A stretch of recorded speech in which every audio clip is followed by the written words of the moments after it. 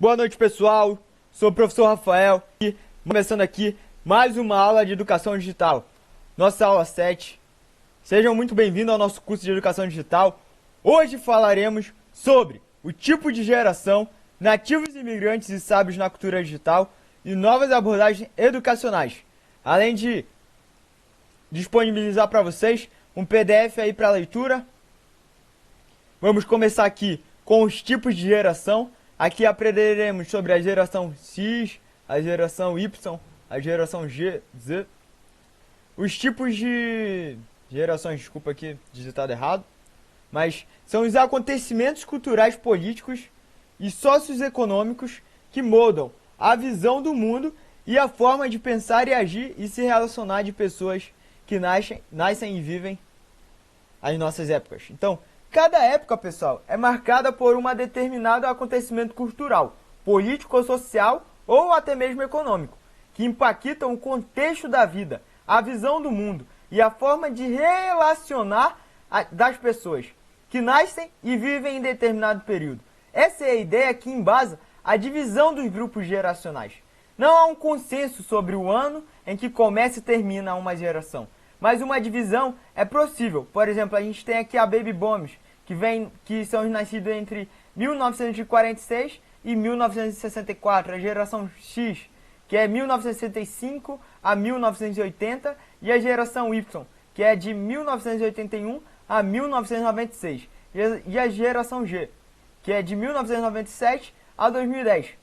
Há ainda a geração Alpha, que compreende os nascidos a partir de 2010. Então, cada geração tem alguma característica específica e maneiras de pensar e agir e aprender e se comportar nos diferentes ambientes como a escolar profissional. Conhecer esses traços é importante, pois ajuda a lidar melhor e de forma mais assertiva com as pessoas de diferentes grupos geracionais. Vamos aqui para o nosso primeiro grupo, nossa primeira divisão, que é o Baby Boomers, essa geração que hoje tem entre 57 e 75 anos, recebeu esse nome em alusão ao aumento do número de nascimento de bebês depois do fim da Segunda Guerra Mundial, em 1945. Então, eles são indivíduos que viveram as grandes transformações do pós-guerra, né? Em geração, criados em muita rigidez e disciplina. Cresceram focados ali e obstinados a valorizar muito o trabalho e a família, realização pessoal e a estabilidade financeira, e busca por melhores condições de vida. A gente tem aqui, pessoal, a geração X, que são aqueles que têm entre 41 e 56 anos. Fazem parte de uma geração até então considerada desconhecida, que sucedeu os Baby Boomers. Essas pessoas vivenciaram a fase da Guerra Fria e os dois movimentos, né, de grandes impactos no cenário social e cultural, como a Revolução de 68 e a onda hippie, e a luta por direitos políticos e sociais. Então, no Brasil, essa geração X coincide com o período da Revolução Militar, né? O desenvolvimento industrial e o crescimento econômico em um mercado de trabalho cada vez mais competitivo. As pessoas dessa geração dão valor ao diploma formal, à capacitação e à estabilidade formal. A gente tem aqui a próxima, a geração Y, que é a faixa etária entre 25 e 40 anos, e presenciou a chegada do novo milênio, né? Ainda criança ou bem jovem, considerada criativa e alinhada às causas sociais, não tem como prioridade o trabalho intenso, a formação de uma família e a busca por estabilidade na carreira, ao contrário das gerações anteriores. Então, pessoal, a geração Y estão acostumados já com as tecnologias, as multitarefas, impulsivos, competitivos, questionadores, desejam um rápido crescimento profissional e financeiro. A geração G, os jovens nasceram a partir de 1997, que estão chegando hoje ou ainda vão entrar no mercado de trabalho, são nativos digitais, ou seja, convivem com o universo da internet, mídias sociais e recursos tecnológicos. Desde sempre, são multifocais e aprendem de várias maneiras, usadas múltiplas fontes e objetos de aprendizagem. Então, a geração G, pessoal, costumam acompanhar o acontecimento em tempo real, comunicam-se intensamente por meios digitais e estão sempre online. Em termos de comportamento, tendem a se enganjar com questões ambientais, sociais, identitárias e parecem ser mais conservadores que a geração anterior. A gente tem a geração agora de 2010, que é a geração alfa, né? As novas crianças agora, então a exposição à tecnologia e às telas é ainda mais forte nessa geração, com muitos estímulos e acostumados a usar meios digitais para se entreter e buscar informações. Requer uma educação mais dinâmica, ativa, multiplataforma e personalizada. Perdão. Então, pessoal, a geração alfa, essas crianças, elas têm como característica a flexibilidade e a autonomia, e um potencial maior para inovar e buscar soluções, pessoal, para problemas de formas colaborativas. Gosta de ser protagonista e colocar a mão à massa e aprender com situações concretas, né? Vamos para o nosso próximo tópico agora, nativos, imigrantes e sábios na cultura digital. Qual é a diferença, pessoal? A gente tem uma imagem aqui que fala sobre imigrantes e nativos, né?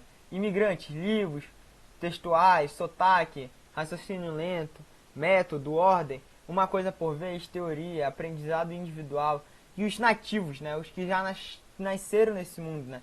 Que já têm acesso à TV, internet, games, são mais visuais, são mais falantes nativos, têm um raciocínio rápido, tentativa e erro, acesso randômico, multitarefas, tem a prática, o aprendizado colaborativo.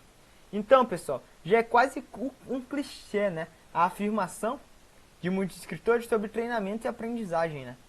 De ensino, de que se os observadores de 200 anos atrás viessem aos Estados no início do século XXI, eles ficariam maravilhados, mas com um sentimento estranho, com as mudanças em todos os locais, exceto nas escolas e nas salas corporativas.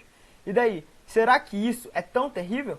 Afinal de contas, os mesmos viajantes de tempo certamente reconheceriam que todos nós calçamos e comemos e dormimos à noite? Quem sabe o ensino formal e o treinamento devam permanecer igual? Não é uma abordagem prática dos americanos de senso comum, não mexer em time que está ganhando. Então, pessoal, vamos ler o textinho aqui. Numa cultura, né, como a nossa, há muitos acostumados a dividir e estilhaçar todas as coisas como meio de controlá-las. Não deixa de ser um tanto quanto só chocante lembrar que, para efeitos práticos e operacionais, o meio é a mensagem. Isto é apenas significar que as consequências sociais e pessoais de qualquer meio, ou seja, de qualquer uma das extensões de nós mesmos, constitui o resultado do novo estalão, introduzido em novas vidas, por uma nova tecnologia ou extensão de nós mesmos. Vivenciamos um capítulo importante da história da humanidade, a era digital. Estamos cercados por aparatos tecnológicos, smartphones, tablets, ultrabooks, netbooks, dentre outros, e imersos em um caldo culturalmente mediatizado. Mensagens, SMS, e-mails, postagens em redes sociais, dentre outras possibilidades. Então, há 20 anos, nossos antepassados não tinham acesso à quantidade e à qualidade de banco de dados que podemos acessar com apenas alguns toques em nossos aparelhos digitais. Quando conectados à internet, seja por motivos materiais, seja por razões socio-internacionais, as crianças compartilham e promovem ações diferentes das de seus pais, principalmente se observarmos o uso da tecnologia da informação e comunicação.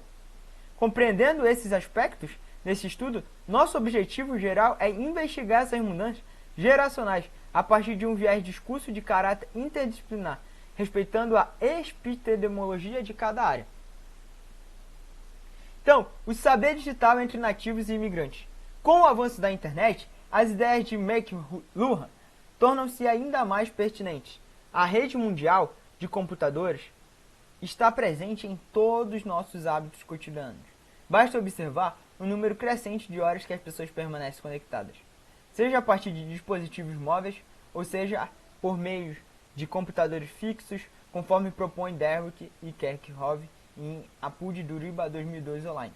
O atual estágio do uso e de transformação da eletricidade para a comunicação entre seres humanos mudou nossas práticas sociais. Como se depreender a proposta de Prentice 2001? Traz um panorama de análise bem interessante sobre diferentes perspectivas de dois principais grupos, os nativos e os imigrantes digitais.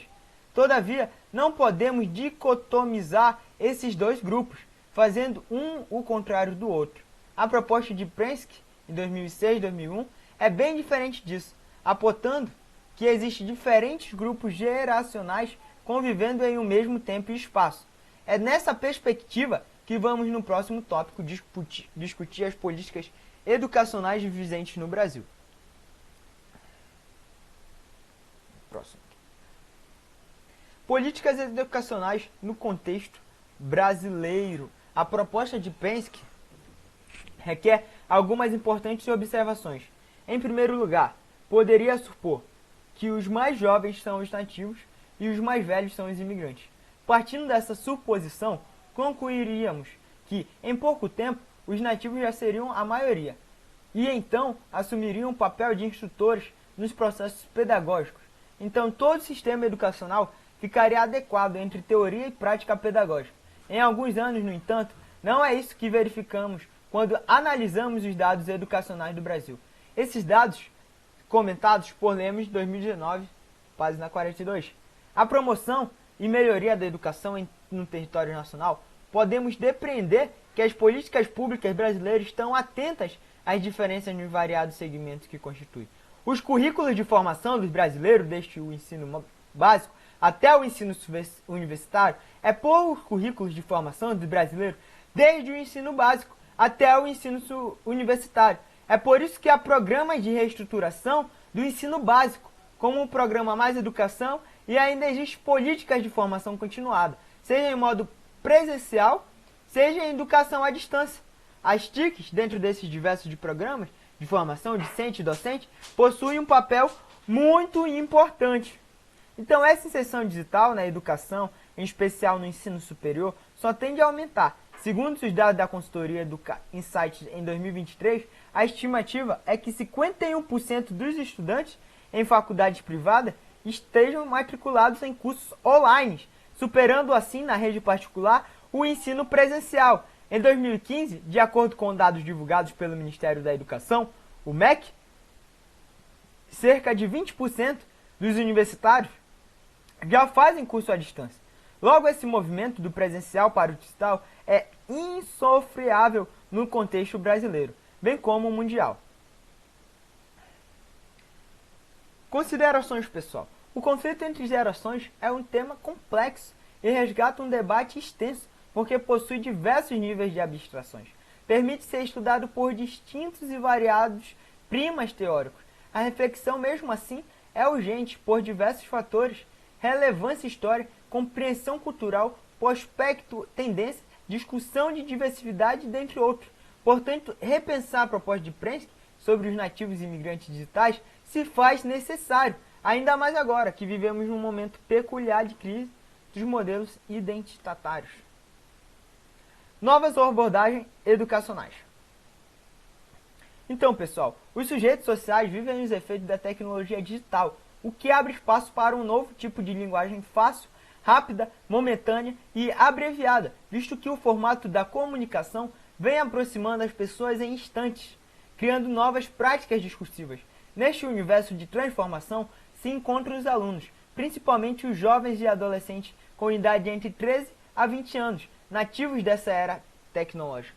Os presentes trabalhos procurou compreender como tais estratégias vêm influenciando o processo de ensino e aprendizagem, considerando os desafios encontrados e as expectativas desses alunos em relação às inovações proporcionadas pelo uso da tecnologia, tendo como um problema de pesquisa o comportamento dessa geração na absorção das informações educacionais e o método como aprender os conteúdos e conceitos.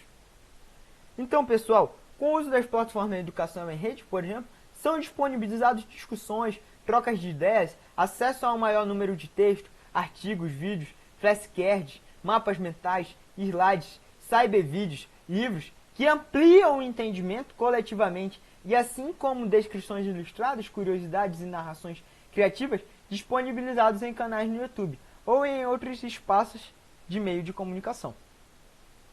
Então, pessoal, com este avanço da tecnologia da informação e da comunicação, nasceram as ferramentas de ambiente virtual de aprendizagem, o AVA, que são múltiplas e estão em constante desenvolvimento nas instituições de ensino.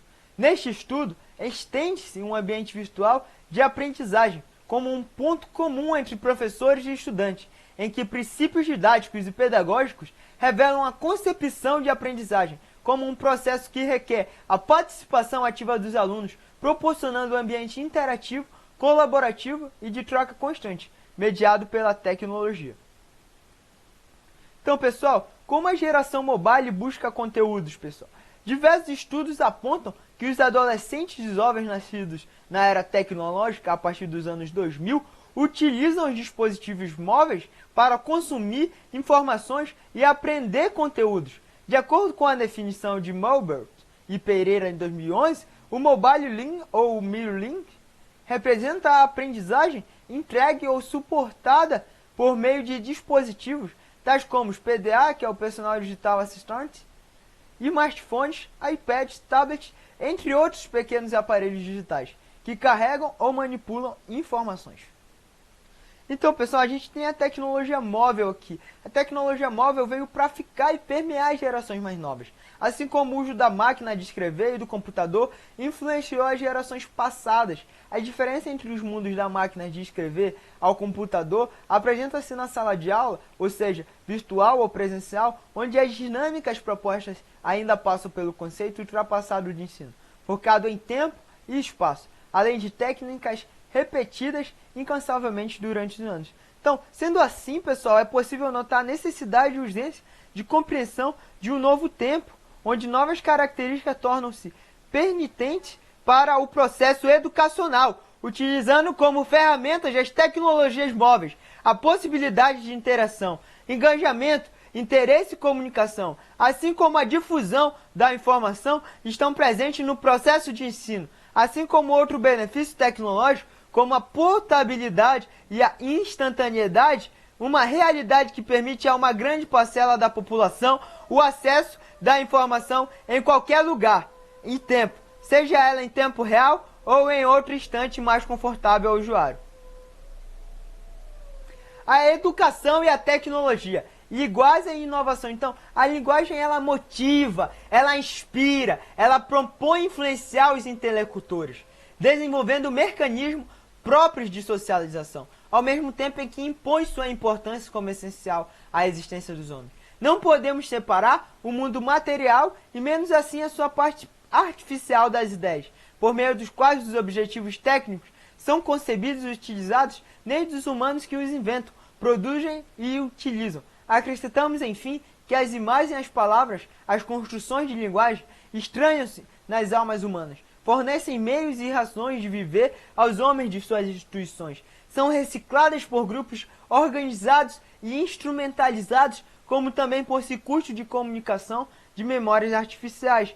Então, pessoal, alinhando a comunicação e a educação, é possível construir novos sentidos, potencializar as informações e tornar o processo de ensino e aprendizado mais atraente. Sem o elo comunicacional, o homem perde e compromete a sua função enquanto sujeito social e diferenciando-se outros cidadãos. A cada um foi dado o dom de expressar sentimentos, as emoções, as opiniões. Destaca que o ponto de partida da orientação voltada para a reconstrução social se traduz pelo princípio de que a escolarização é o meio pelo qual a sociedade pode mudar a si mesma.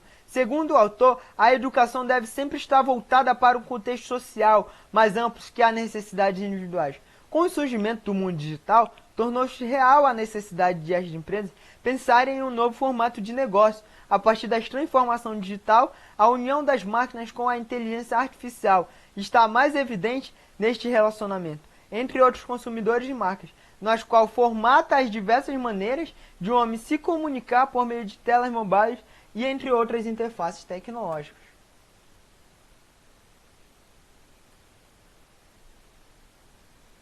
Então, pessoal, ficamos por aqui. Essa foi mais uma aula. Qualquer dúvida, entre em contato comigo. Estarei disponibilizando para vocês em PDF uma leitura. Espero que todos façam, entendeu? Essa leitura é muito importante para o nosso crescimento no dia a dia e nosso crescimento no curso. Ficamos aqui com uma frase do Olavo de Carvalho, como de praxe: a coragem nasce do amor ao próximo. É só isso. Então, não se preocupe em ser corajoso, pois a coragem é um resultado, não uma causa. A causa é o amor ao próximo ou a falta dele. Eterno Olavo de Carvalho, ficamos por aqui com mais uma aula. Espero que todos tenham entendido.